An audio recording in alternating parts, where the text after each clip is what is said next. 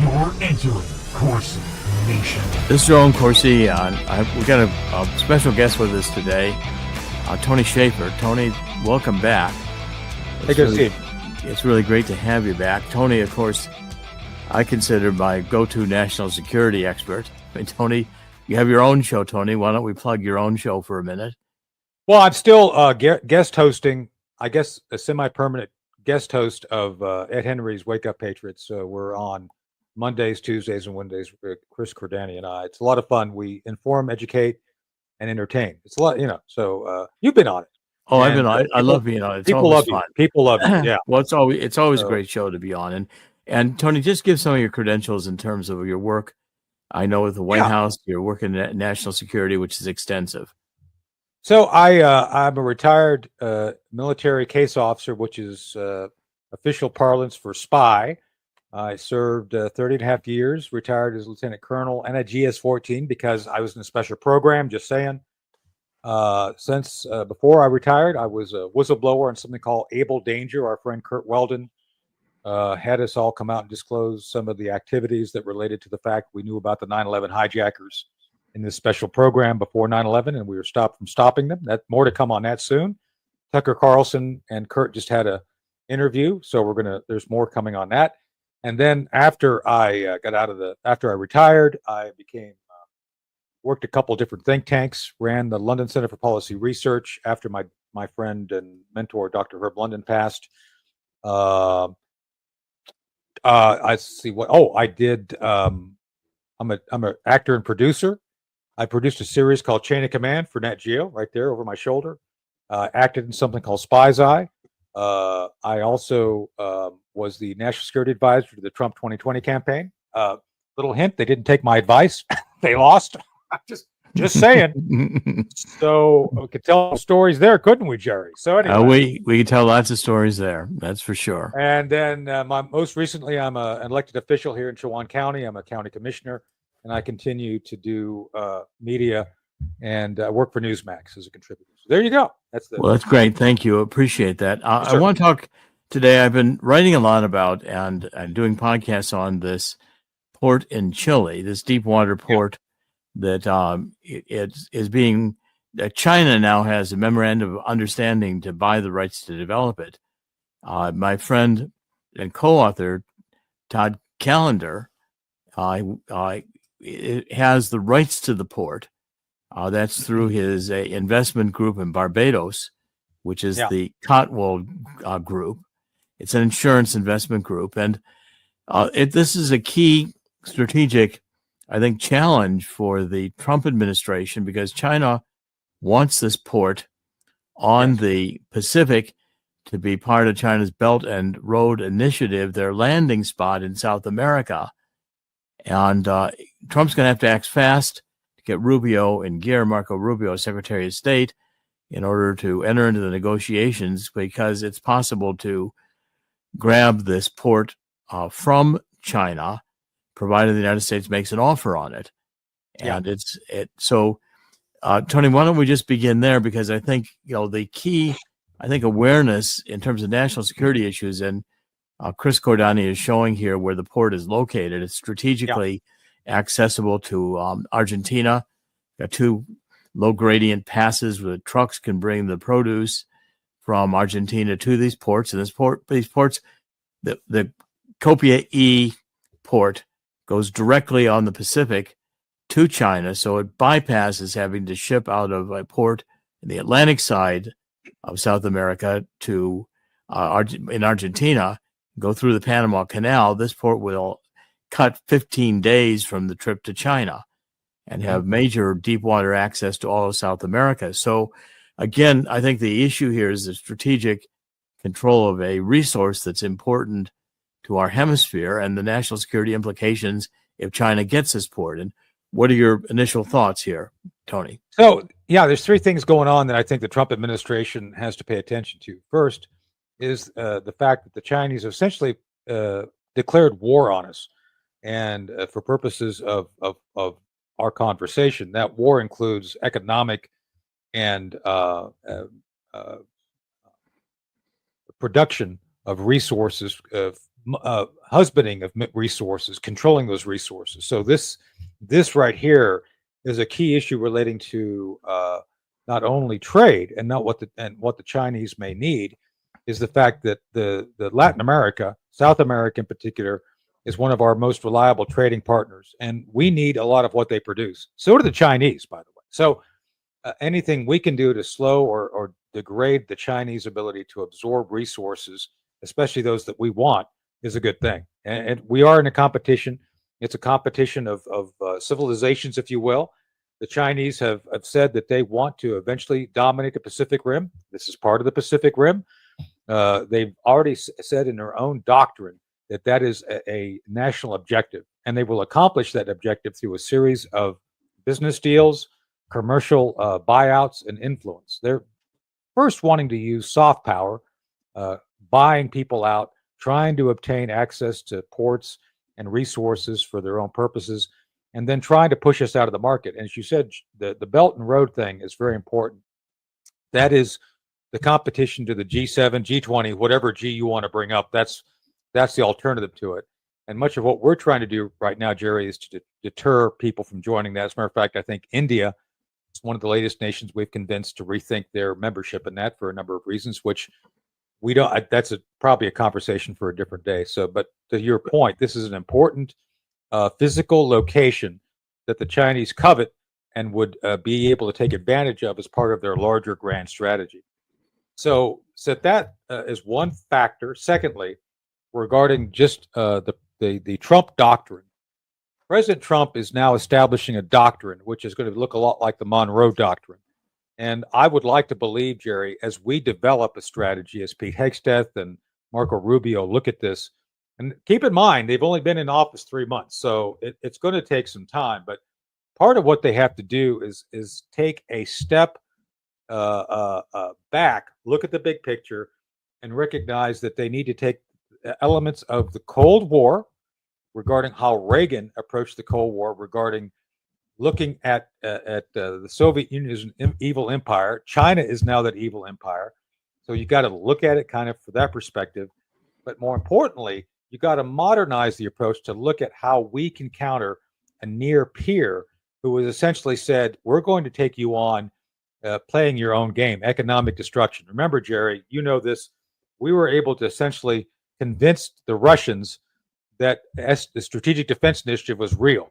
And we helped bankrupt them through a number of things that had them overspend, get over their skis. And then we helped also make them really, really troubled by Afghanistan, by the war in Afghanistan. These things really had a big impact. And then plus, we went about using Dallas, the TV show Dallas, and other media to undermine the Soviet people's resolve regarding thinking that we were evil. And, you know, this is something that I think is really not appreciated. The Russians wanted to, we want to import and show Dallas to show people how corrupt the Americans are. It's like, no, all the Russians wanted to become Americans. Right. They all wanted to be Dallas. That's right. So in this case, the Chinese are using similar items against us, but they're using destructive methods to do it against us. So they're trying to buy Hollywood. One of the biggest things they bought and control is Hollywood. Their propaganda is now injected directly into the American mainstream via Hollywood. So we got to put a stop to this. So what I'm saying is we need to learn the lessons of how we won in the past and how some of those lessons, some of those techniques are now being focused back on us by the Chinese. So that's part two. This port, the strategy that includes this port has to be included in this modified Monroe Doctrine that becomes the Trump Doctrine. So those two things are related. Third, and I think probably simply put, is having the political will and foresight to take action ahead of time. This, Jerry, is a point of engagement that has to be recognized sooner than later. So this is where I hope this is something that gets to the higher priority list of what they're doing right now. And that way they can recognize that through this one example, they need to start looking at the other two things that I just outlined. Well, if you take a look at the Monroe Doctrine, which of course was President Monroe, who early on said that, the Western Hemisphere was our sphere of influence, Right. and that foreign nations were not going to be welcome to take positions in our hemisphere. And now Donald Trump, Trump doctrine, which I think is a good way to recharacterize the 21st century Monroe Doctrine. President Trump is saying, well, we really ought to be involved with Greenland. It could become a protectorate or some. Yep. And by the way, Canada should be the 51st state. So there we are, reaching all the way to the Arctic. And then his visions extending down south. We just recently have Argentina agreeing to take a naval port down at the tip of Argentina that China wanted, and Milei has said, no, the United States will have that port. Now, Chile, with this deep water port, which can handle, it's really got tremendous advantages in that it's a 30-meter natural deep water port. You don't need to dredge to accommodate these China Max cargo ships, which can accommodate 800% more cargo than if you're taking ships out of the eastern coast, the Atlantic coast of South America. So, this port essentially will function to tremendously enhance China's ability not only to bring its goods into Latin America, but also take agriculture produce from Argentina, which China desperately needs, and food. And also Argentina and even Chile are very, very rich in lithium. Exactly. Chile's, I think, the world leader in lithium export right now. And so therefore, between the lithium and other rare earth minerals that you get in Latin America and South America, that's certainly something that China covets controlling. Yeah. On that point, Jerry, if I could just jump in real quick. So, sure. Yeah, no matter what happened, I'm not a green energy guy. Neither are you. No. Obviously, I always promote your book. Thank you. I always say, because while I don't promote it, we still have a growing 21st century economy that requires batteries.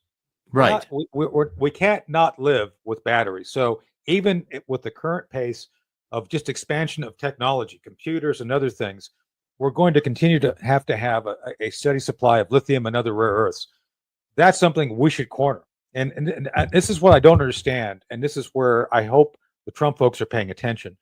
We have to recognize that not only through tariffs must we reduce the ability of China to basically hold us captive to rare earths and technology, we have to develop our own. So to your point, Jerry, this needs to be one of the places we partner with to have access, unencumbered, uninterrupted access to rare earths for purposes of reestablishing our own production of technology within the United States. Yes, I see it also like a similar national security issue. I mean, absolutely the globalists, the left, wants our borders open so that we can have an influx of illegal immigrants, and of course now the Democratic Party is supporting even the Venezuelan MS-13 elements in the United States. They're their new poster children. But the same thing of not getting these ports. It's allowing China to command all the export and resources from South America. It's kind of like a loss of sovereignty again. That in other words, absolutely. These are resources that impact our ability to remain America first. Yeah. And just like the tariffs are going to make it harder for us to ship all of our jobs to China. I mean, this whole free trade was all about one-way transfer of capital out of the United States, transfer of manufacturing jobs out of the United States, and a destruction of the middle class. And again, if we're going to have America first, we've got to secure our borders, but we also have to make sure that we contain and think about these ports and other natural resources of infrastructure that we need to maintain in U.S. control. I mean, if we're down at the Panama Canal, why aren't we also concerned about this port in Chile? And so just on that national sovereignty issue, just on the issue of, the Trump doctrine expanding the Monroe Doctrine, thinking about our hemisphere security in a world where... one of the first things I'd do if I were Pete, and I'm not. He's much better looking than me, just saying. But if I were Pete Hegseth, one of the things I would do is I would get together a group of people like you and me, some smart generals like General Raisin Kane, a few other folks who understand the nature of our talks. Go to the War College or Navy War College. I mean, go to one of the colleges. I like Carlisle. I'm an Army guy. I love Carlisle Barracks, the Army War College, and discuss how to come up with a Trump doctrine. This should be something that's formalized and implemented across the board. It'd take about 6 months to do. You could do this. And I think that the very thing you're saying, Jerry, should be essentially the 5 bullet points, expanding our sphere of influence, expanding our sphere of nations who are essentially part of the republic.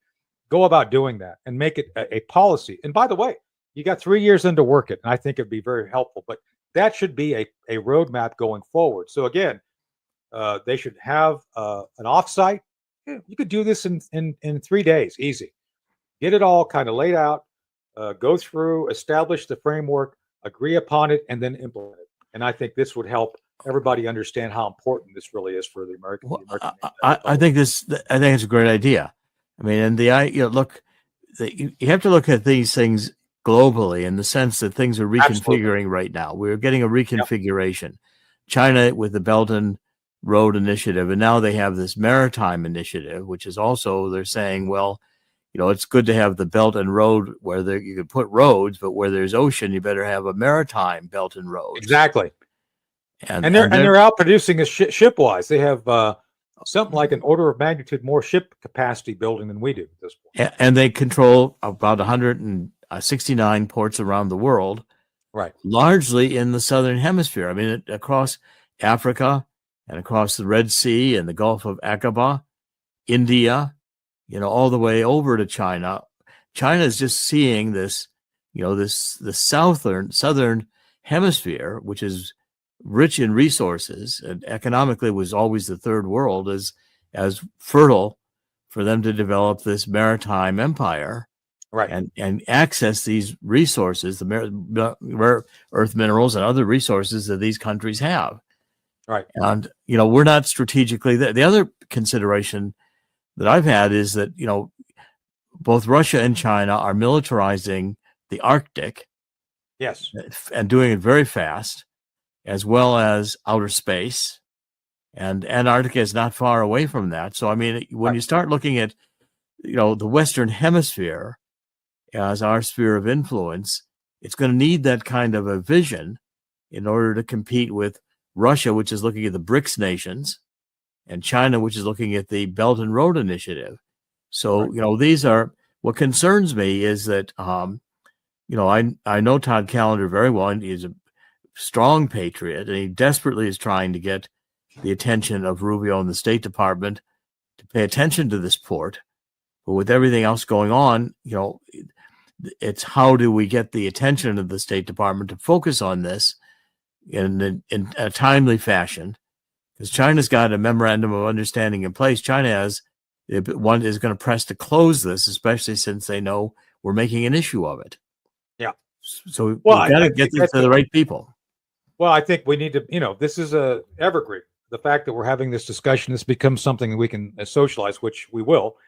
And secondly, I think there's some people I think that probably could pick this up and say something to President Trump about it as well.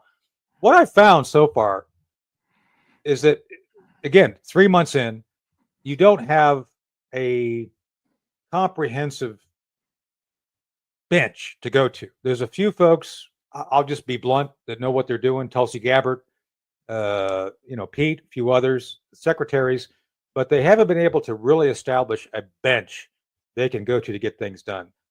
They can't turn to someone and say, hey, go do this. So this is where President Trump is very important right now, try to get it to his level. So he says, this is a priority, go do something about it.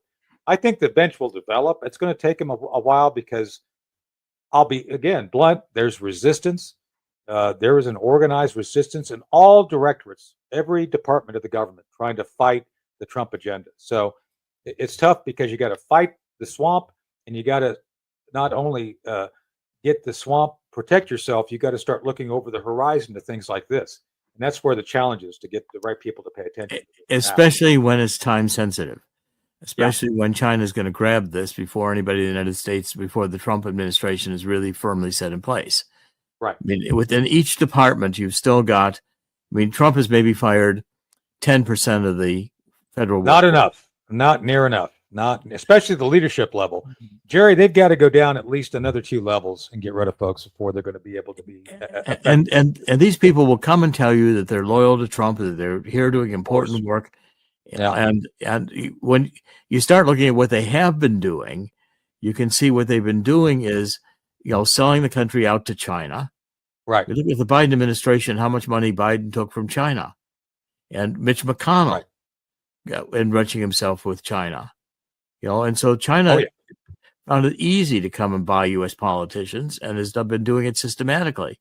Well, in the meantime, they're very actively building relationships and natural resources and infrastructure that once it's gone, how are we going to get that port back once it's gone to China? Yeah. China starts restricting military action. Yeah, no, I get your point. I get your point completely. So it's something that's going to be very difficult. Yeah. But it's got to be done. In other words, I'm writing articles about this to make it clear that we have to start paying more attention to South America. And Milei is a very good ally in South America. But again, we've neglected so much of South America. We've got Argentina, which is now turning in the right direction, but you've still got Venezuela, you've still got Brazil, you've got other countries, Colombia, producing drugs, you still have Mexico. And Trump's going to have a lot to do to turn these countries in an economic direction. Right. Now, the combination of what Trump is thinking about with, doing future payments for natural resources, maybe get a company like Morgan Stanley in here, begin developing options, or futures 20, 30 years out on Chile and lithium. You can generate wealth simply by creating the futures trading on those resources. Right. And Trump begins to combine this kind of creative finance work with the fact that we want to help these countries develop. I'm finding in the Middle East and in Africa, we even had the Congo saying, we'll come in here and settle our civil war. Just give us some options on our natural resources. These countries are desperate to have development and to have economic progress being made. Look at El Salvador. It's turning El Salvador around from the home of MS-13 to now being where they're willing to take MS-13 captives and, murderers, mother rapers, father rapers, baby rapers, all the worst scum of the earth, and willing to imprison them. And, it's our lawfare that's in the way of blocking this. Yeah. And so therefore the resistance is still there. And for Trump to have his own team in place, I mean, I'm concerned about, Pam Bondi, whether she's going to be effective enough. I remember her compromising in the Zimmerman case and appointing special counsel. She seems to not have the resolve to tell the radical left that they're insane as they are. We got Van Holland out having margaritas with MS-13 terrorists and in El Salvador and worrying about whether they had judicial review before they were deported is insanity. These are not citizens. And again, the left will not go easily into the night. It's going to have to be beaten. And what Doge is doing with taking its money away is vital. Take the money away. Yeah.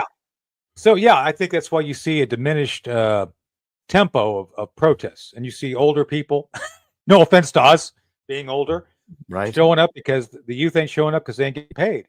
And you've got people like Jamie Raskin and other Democrats who should probably be keeping their mouth shut, because I think if I were the president, I'd try to remove their pardon, because I don't think it's worth the paper it was auto-pinned on, just saying. And I think that I'd look at them because, him and Chris Van Hollen, these people are engaged in national security and foreign affairs issue, which they do not have the authority to be engaged in. And I think if I were Pam Bondi, I'd be looking seriously at, I don't know, maybe the Logan Act violation is something to start with, So, well, I think this interference, this entire lawfare interference is going to raise issues. If you've got district judges or issuing national injunctions that have an effect across national policy, there's a simple solution. There's two simple solutions to the judiciary. Number one is Donald Trump can introduce into the Congress a plan to reorganize the district and circuit courts. And that plan, if passed, will make all existing federal judges who have lifetime appointments, if their courts are gone, they don't have lifetime appointments. Right. So you can reappoint the entire federal judiciary with the new Federal Judiciary Reorganization Act. And secondly, even that would be an excellent way to, and therefore establish that the district courts are, primary jurisdiction and are not to exceed their reach.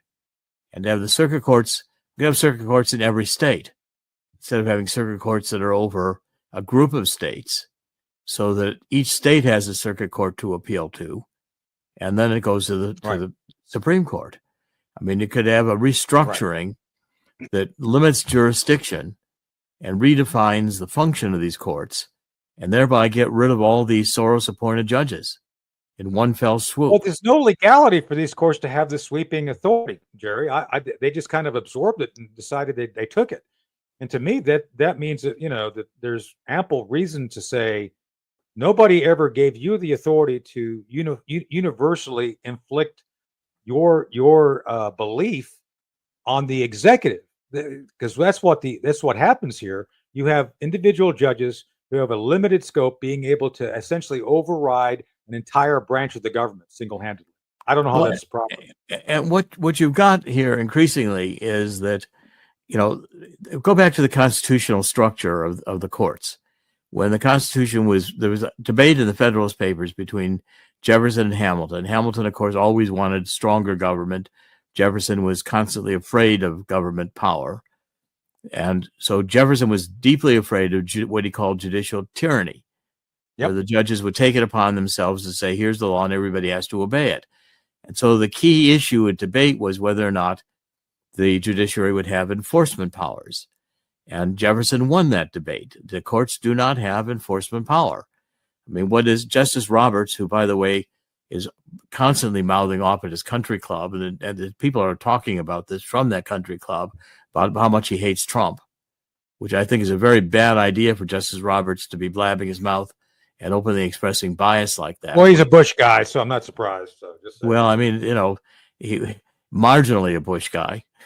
He was a globalist to begin with. And I was involved in that because, if you remember, I was the one who largely exposed Harriet Miers, who Bush first nominated for her role in that Texas lottery scandal, George Bush's role in the Air National Guard. Nuts. Yeah. And it got rid of Harriet Miers, and then we get John Roberts, who was supposed to be a conservative, but John Roberts constantly voted for, Obamacare. Well, the final analysis, I mean, Trump can say, that's a nice opinion, Justice Roberts, but I'm not doing it. Yeah. And what's Justice Roberts going to do? Is he going to scream to the Washington Post? Didn't Andy Jackson say no to the courts? Well, there's been a number of presidents who said no to the courts and just did not do what they told them to do. Just ignored it. So, that's fine opinion, but what are you going to do about it? Yeah. And, and again, there's nothing basically that they can do to the president, because what we're talking about here, and Chris, I'd like you to go to the slide before that. Chris is showing some of the slides. I want to comment on one. Yeah. But go to that. Just keep it there for a minute, Chris. I'll describe it. But the point I'm making is that the Article 2 powers of the president are the strongest enforcement power the Constitution gives. He's the legislature has no enforcement power except for the purse. They can defund things if they don't like them, or fund things if they like them. But even if the Congress funds it, the president is not required to spend it. We can have rescission, clawbacks of funding from Congress. But the point is, and if you take a look at this map that Chris is showing, which is, Tony, it's the Pacific Ocean. And I saw that. Yeah. The trade routes now, which are going across into China and Asia. So, these are extensive, and they're reaching into Southeast Asia. China's reaching into India. It's reaching into the Gulf of Aqaba and the Red Sea. China's going to control that whole South Asia part of the globe. Yeah. and China's also buying ports in Australia. So China's control of the Pacific Japan is fading in terms of significance over China. And it's only a matter of time until China decides to take Taiwan or try to take Taiwan. They took Hong Kong. Some form. Yeah. In some form. Now, under the powers of commander-in-chief, Donald Trump has extraordinary powers here. And the lawfare to limit his powers, I think, is powerless when it comes to commander-in-chief authority. That's why I'm also looking very hard at the executive order Trump issued on the voting and the fact that the Department of Homeland Security has now taken the lead. Tulsi Gabbard, Director of National Intelligence, making voting fraud a security issue, given the penetration of China into the computers of the state boards of election. China's admitted to penetrating our infrastructure and so we know the state boards of election have algorithms written into them. And so Trump is saying, how do we know it's not China cyber attacks? Yeah. And Tulsi Gabbard saying, we know our election machines are being penetrated, including the ones inside the state boards of election. That implies who's doing it. Yeah. Well, these are national security issues under Article 2, powers of the commander-in-chief. And what the court thinks about that is irrelevant. Yeah. Well, let me pick up on that a little bit, Jerry. So part of my issue is that the prior administration and the Democrats in general are completely open to influence because they're essentially for sale. You mentioned yourself, Joe Biden, he was bought. Many of the leaders, Adam Schiff, Swalwell, these people are all literally, well, some are in bed, some are in the tank. Literally in bed. Literally in bed. Literally. And I'm being a bit funny about it, but I'm not. I mean, it's true. And so what we have to recognize is they have been successful in penetrating not only our voting system, they've, to your point, bought the best politicians available. So this is why it's important. The Chinese are not blessed with the natural resources and gas and oil we have. We could essentially decide, we're going to shut ourselves off. We're going to just stay Western Hemisphere only. Canada, Central America, Latin America, we'll be fine. China can't do that. China does not have the gas and oil necessary for its billions of people. It doesn't have food and water for its billions of people. They are desperate. So that desperation has helped inform their nationalism. They are far more nationalistic than they are communistic at this point. They are imperial. It's an imperial nation. It should be the people's imperial nation of China, not the People's Republic of China. Just saying, if you actually study what they're doing and who they are. And it's a oligarch. They got oligarchs. I think we can say that, right? Sure. It's a typical communist country of the modern version. Exactly. All the people are equally poor. Yeah. Okay. It is based upon slave labor. It is dependent. The reason China's a maritime power is they have no choice. And so therefore, exactly, China doesn't get a structure where they get all the capital to build the factories, and then we buy the goods from them while allowing them to impose tariffs on our goods. This is what free trade has come down to be. Free trade is just another nice name for the reality behind it, which is we're letting China take over the world, and we're complicit in it as long as China pays the politicians like Biden to do it, or runs the sex and drug parties and films everybody, Epstein, and we still don't have all the Epstein data. We don't have all the P. Diddy data. Still waiting. Okay, and what's all this with pedophilia? I mean, the pedophilia seems to come up all over the place. And this is the combination of evils that Trump has got to combat. It's not just bringing people back to God. It's dealing with the, satanic origins of MS-13, the satanic nature of their rituals, the satanic nature of this child sex trade, the drugs. Right. I mean, you can't convince me that the CIA, you couldn't run the drug trade without the CIA's involvement because they need a bank. need to money launder. Well, I think Tulsi's going to expose all that too. I really do. I think Tulsi's on a good path. But by the way, speaking of pedophilia, did you know that when the Pope dies, they use a silver hammer to hit him in the head 3 times, see if he's alive? I'm not joking about that. Well, at least No, I know to. they do.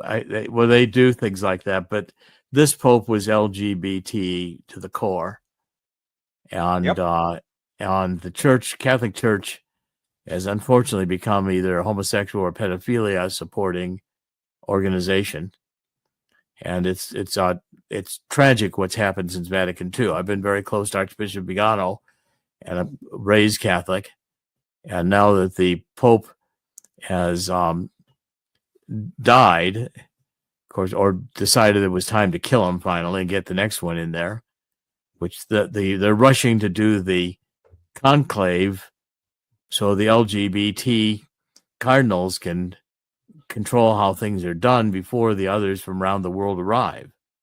And if the church remains LGBT, and by the way, Vance was meeting with the Pope the day before he died or the day he died, and with the amount of corruption between Biden, McCarrick, the Vatican, and Honduras, which I've been writing about and will continue to expose, we don't need to look at the Catholic Church anymore as what it used to be. This is again, an LGBT corrupted organization. You see McCarrick there with Pope there, Obama and Pope Francis. I mean, Pope Francis was totally on the climate change hoax. Every leftist hoax. We talked about that today on the other show. Yeah, exactly. And he was not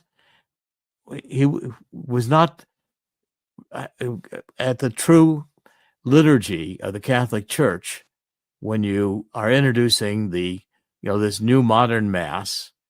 You're introducing all the reaching out, the synodal movement, reaching out to the marginalized groups, which means making a place in the Catholic Church for transgenders, transvestites, and every other sexual freak you can want to imagine. Yeah. Okay, rather than saying that these are sins against God's nature, and so the amount that has to be cleaned up here is tremendous. Now, Donald Trump has done a great job of messaging, but the job that has to be done now is to dig down into these institutions and root the evil out. And that's where Doge is so important, because if we take their money away, they all die. Without the money, they're not going to survive. And, again, I'm on this theme of making sure we appreciate how important this port is, because it's going to happen quickly. Someone's going to have to intervene, or China's going to get on that we're talking about it, and China's going to start upping the pressure to complete the transaction, to go from an MOU, a memorandum of understanding, to an actual final agreement. Okay, now I want to cover one more point before we wrap up, and that is that in 1972, when Nixon and Kissinger went to China, their professed hope was that we would get China into the world economy, and therefore China would become a more nation, a nicer neighbor. That they weren't going to become like Russia was, the Soviet Union at that time, which we viewed as a professed enemy. Right. Now, as opposed to what Nixon did, you see Reagan came in, and the other point of all the mixes you made, this, having Star Wars, spending, the Russia and Afghanistan and expanding resources. Also very important was that Reagan took control of oil, and oil was reduced to about $19 a barrel, and that was Russia's revenue. Reagan essentially bankrupted Russia. Exactly. And China could be easily bankrupt. China does not have the resources we do in terms of economic activity.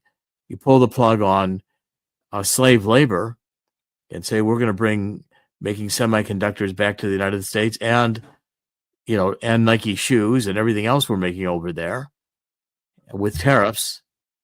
And there's no reason why we can't make the Apple cell phones here in the United States. or in Vietnam or India. I mean, we have other alternative trading partners who would be better partners, to be honest with you. And within the context of that, yeah, we have the Straits of Malacca, which is a choke point where the Chinese depend on Middle East oil coming to them on a frequent and regular basis. You've got the South China Sea, the East China Sea.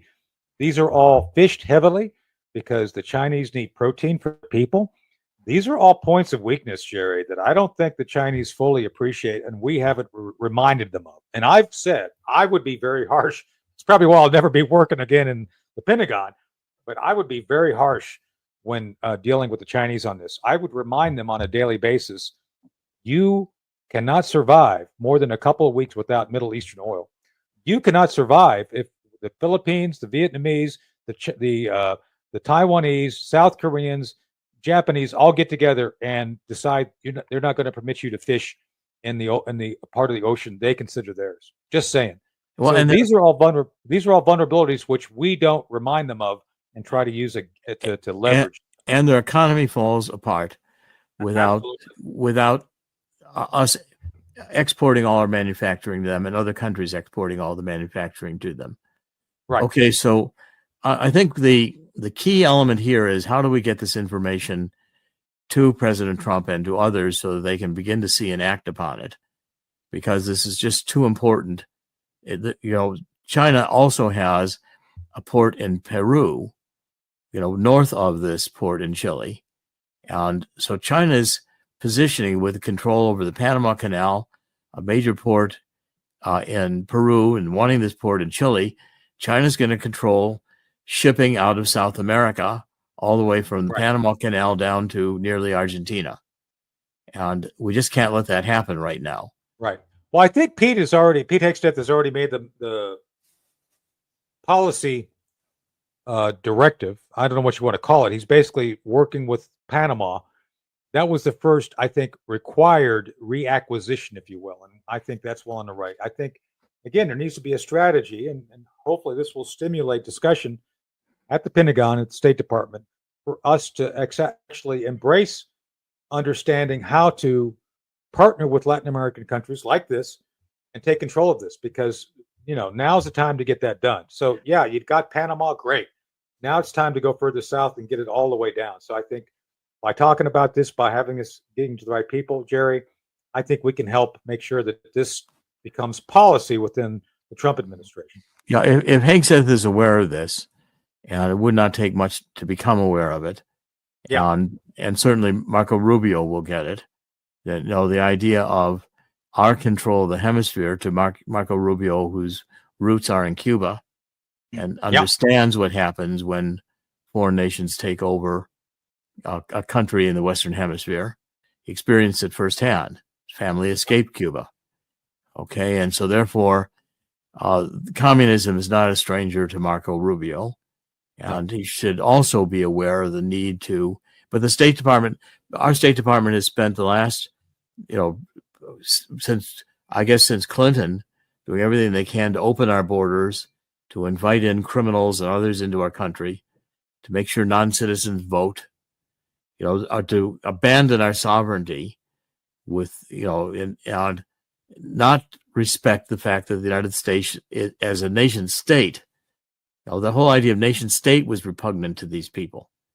Right. Communist, well, and beyond that, the State Department became the implementer of organizations that encourage foreign nations to collect intelligence on us, like the British, and turn it around against us, as well as organizations within State Department which actually practiced propaganda and countering truth. They became essentially the Ministry of Truth, like described in George Orwell's 1984. So that's being stopped as we speak, and let's hope it never resurrects itself. The State Department became essentially a tool against the American people.